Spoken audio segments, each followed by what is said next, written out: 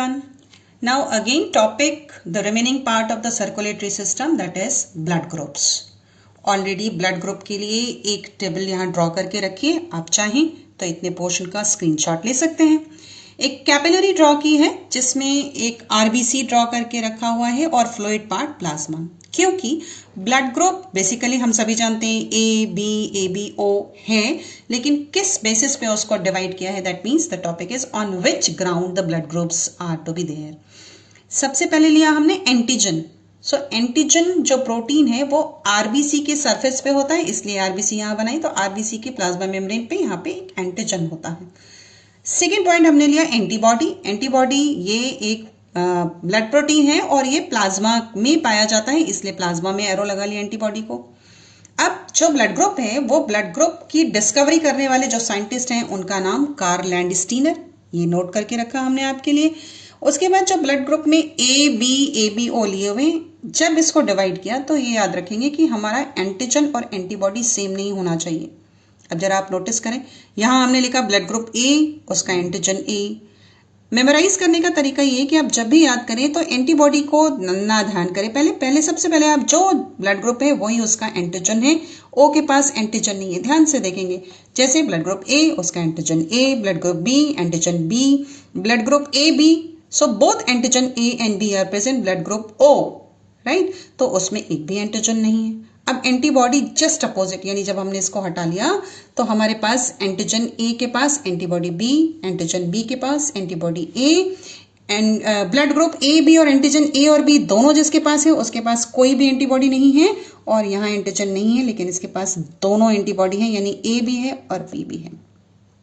Blood group हम सबको अच्छे से याद होता है, और हमें ये भी पता है कि ब्लड ग्रुप ओ को हम यूनिवर्सल डोनर कहते हैं और ब्लड ग्रुप ए बी को हम यूनिवर्सल रेसिपिएंट कहते हैं। दो नए वर्ड हमने इस्तेमाल किए, डोनर और रेसिपिएंट। डोनर और रेसिपिएंट का मतलब जान लेते हैं।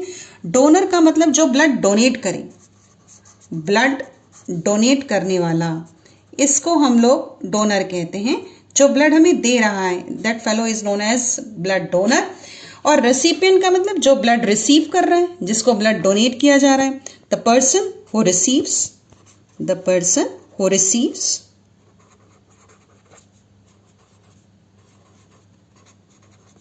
blood from someone। तो ये दो बात याद रखनी है कि कौन डोनर है और कौन रेसिपिएंट है। अब यूनिवर्सल रेसिपिएंट हो गया एपी और यूनिवर्सल डोनर हो गया ओ। रीजन जान लेते हैं किस लिए।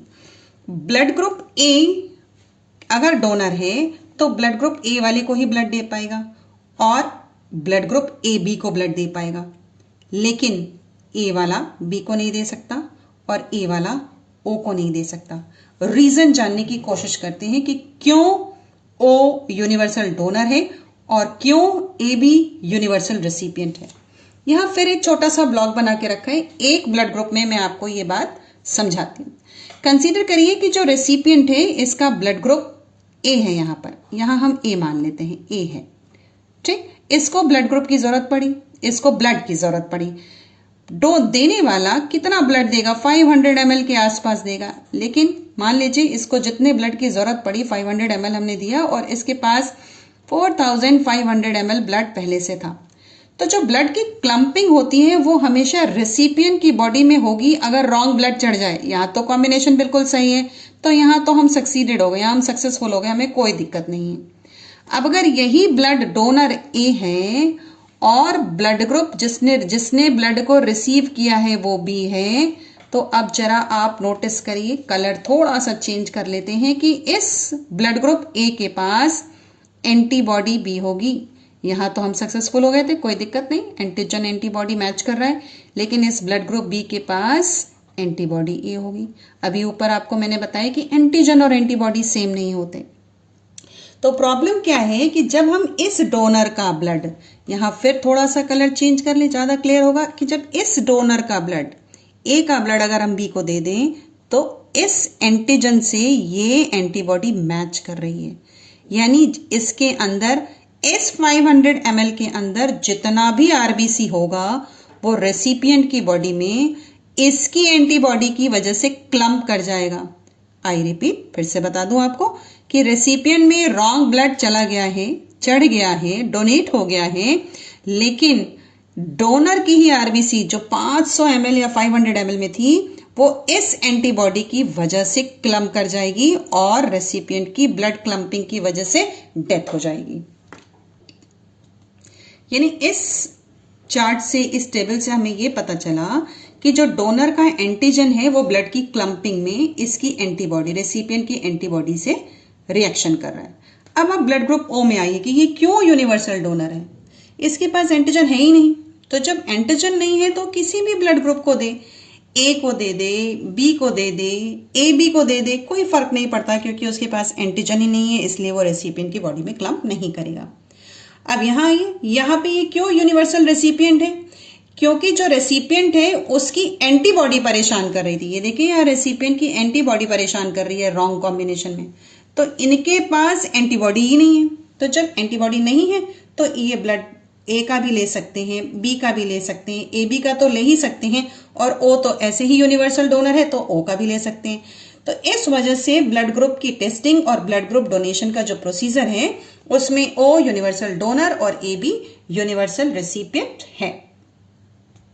अब एक अगला फैक्टर पढ़ते हैं जिसको बोलते हैं RH एंटीजन। देखिए एंटीजन है, यहां हमने कहीं एंटीबॉडी वर्ड नहीं लिखा। इस फैक्टर को सबसे पहले रहीसस मंकी में डिस्कवर किया गया था, इसलिए हम लोग इसको रहीसस एंटीजन के नाम से जानते हैं। और लिखने का जो प्रोसीजर है उसमें R कैपिटल और H स्मॉल। अब अगर ये एंटीजन है तो ब्लड ग्रुप पॉजिटिव, अगर ये एंटीजन नहीं है तो ब्लड ग्रुप निगेटिव। यानी आपके ब्लड ग्रुप्स में अगर ये एंटीजन है तो A पॉजिटिव, फिर B पॉजिटिव, फिर AB पॉजिटिव, फिर O पॉजिटिव। अगर ये एंटीजन नहीं है तो A निगेटिव, फिर B negative, then AB negative and then O negative. इसके अगेंस्ट हमारे पास कोई एंटीबॉडी ब्लड में है ही नहीं, कोई भी एंटीबॉडी नहीं है, तो फिर इसमें प्लस और माइनस के कॉन्सेप्ट से डिस्टर्बेंस नहीं होना चाहिए, बट होता है। क्यों? क्योंकि अगर पॉजिटिव ब्लड ग्रुप को किसी निगेटिव, ए से ए में चलते हैं, हम ये जानते हैं कि हम ए से ए को डोनेट कर सकते हैं, लेकिन पॉजिटिव और निगेटिव में बिल्कुल नहीं कर सकते। अगर पॉजिटिव डोनर हो, यहाँ डी लिख रहे हैं, डी का मतलब है डोनर, सर्किल कर लेते हैं। अगर पॉजिटिव डोनर है और रेसिपिएंट ए निगेटिव है तो पहली बार ब्लड डोनेट करने पर इसकी बॉडी में अपने आप एंटीबॉडी बनने लगेंगी, इस RH एंटीजन के अगेंस्ट एंटीबॉडी बनने लगेंगी। शायद पहली बार कोई दिक्कत ना आए, लेकिन नेक्स्ट टाइम अगर ऐसी गलती हो गई तो फिर डोनर का ब्लड रेसिपिएंट के ब्लड में जाकर क्लम्प कर जाएगा। अब इसी से रिलेटेड एक बीमारी है जिसका नाम है, टर्म में ब्रेक करके पढ़ रही हूँ आपके सामने, एराइथ्रो यानी RBC ब्लास्टोसिस फेटालिस। फेटालिस का मतलब LIS जहां भी लग जाए means to kill, to death. Fetalis foetus की डेथ कर रहे हैं। क्यों? क्योंकि बॉडी के अंदर, मदर की वर्म के अंदर, जब फीटस मदर के यूट्रस में था उसी समय उसकी RBC क्लम्प कर जा रही है। क्या रीजन है? रीजन ये है कि जो मदर है वो है RH निगेटिव। यहाँ नीचे हम लोग मदर लिख लेते हैं, ये मदर हो गए, और जो इसकी फादर है वो है RH पॉजिटिव। ये फादर लिख लेते हैं, ये फादर आ गए। अब मेंडेलियन थ्योरी के हिसाब से चले, यानी मेंडल्स लॉ के हिसाब से चले, तो RH एक डोमिनेंट कैरेक्टर है। यहाँ डोमिनेंट लिख लेते हैं, क्लियर हो जाएगा। तो अगर ये डोमिनेंट कैरेक्टर है तो जो भी फीटस होगा उसका ब्लड ग्रुप हर हाल में RH पॉजिटिव ही होगा। अब RH पॉजिटिव अगर फीटस का ब्लड ग्रुप है तो हमें पता है कि मदर से फीटस एक प्लेसेंटा से जुड़ा होता है। यहाँ हम प्लेसेंटा लिख लेते हैं। तो पहली वाली जो कंसीविंग होगी, जो फर्स्ट कंसीविंग होगी, उस समय इस RH एंटीजन के अगेंस्ट इस मदर की बॉडी में एंटीबॉडी बनना शुरू होगी। मदर के ऊपर या उनके ब्लड पे कोई फर्क नहीं पड़ेगा क्योंकि इसके पास कोई एंटीजन नहीं है। लेकिन अगर इसको हम फर्स्ट कंसीविंग कर लेते हैं, लेकिन अगर वही कंसीविंग सेकंड हो गई और फिर से वही फीटस जो है वो RH पॉजिटिव ही होगा क्योंकि ये डोमिनेंट कैरेक्टर है, तो अब इस एंटीजन के अगेंस्ट में मदर के ब्लड में एंटीबॉडी बन चुकी है। अब एंटीबॉडी मदर की डिफ्यूज होते हुए, प्लेसेंटा से होते हुए फीटस की बॉडी में पहुंचती है और इनके RBC ऐसे क्लम्प कर जाते हैं। और कभी भी जब ब्लड कैपिलरी चोक हो जाएगी, ब्लड का आना जाना रुक जाएगा, तो फीटस की डेथ हो जाती है। So thank you.